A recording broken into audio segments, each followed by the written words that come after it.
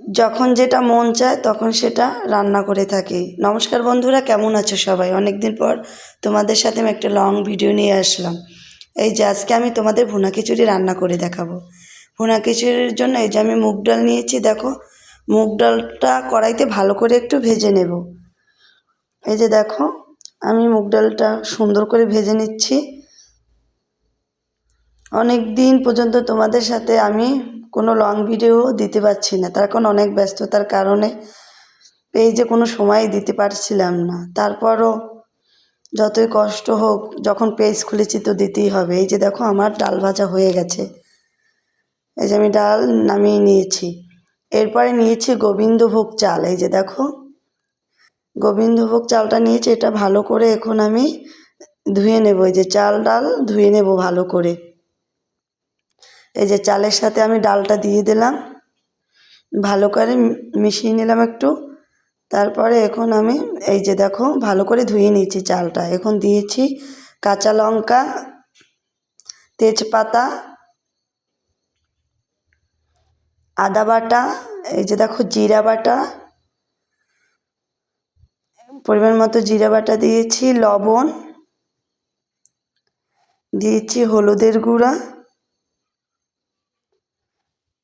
আর দিয়েছি একটু ধনিয়ার গুঁড়া, মানে ধনিয়ার গুঁড়া দিয়েছি, আর দিয়েছি তেল, সয়াবিন তেল। এই যে পরিমাণ মতো তেল দিয়েছি। এখন এটাকে ভালো করে মেখে নেব। এই যে দেখো আমার মাখা হয়ে গেছে।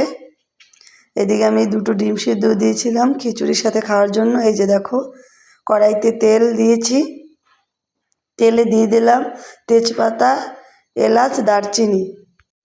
এই যে দেখো তেলের উপর দিয়েছি। এখন দিয়ে দেব মানে ডাল আর চাল যেটা মেখে রেখেছি ওটা কড়াইতে দিয়ে দেব। এই যে কড়াইতে ভালো করে এটা ভেজে নেব। এই যে আমি সুন্দর করে ভেজে নিয়েছি, মানে সামান্য একটু মিষ্টিও দিয়েছি সাথে। এই যে দেখো আমার ভাজা হয়ে গেছে। এখন আমি এই যে রাইস কুকারে পরিমাণ মতো জল দিয়েছি। এখন এই ভাজা চালগুলি দিয়ে দেব। এই যে রাইস কুকারে আমি সব দিয়ে দিয়েছি। এই দেখো সুন্দর করে ফুটে উঠছে। ঢাকনাটা দিয়ে দিলাম।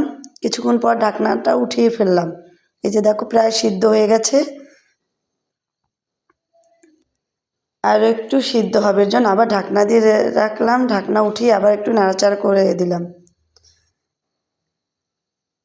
প্রায় হয়ে আসছে। এই যে দেখো আমার ভুনা খিচুড়ি কমপ্লিট। এই যে খুব সুন্দর সিদ্ধ হয়েছে। ভুনা খিচুড়িটা খেতে শীতে অনেক ভালো লাগে। আমি একটা প্লেটে নামিয়ে তোমাদের মানে নামিয়ে দেখাচ্ছি। এই যে আমার ভুনা খিচুড়ির ফাইনাল লুক কেমন হয়েছে সবাই একটু কমেন্ট করে জানাবে।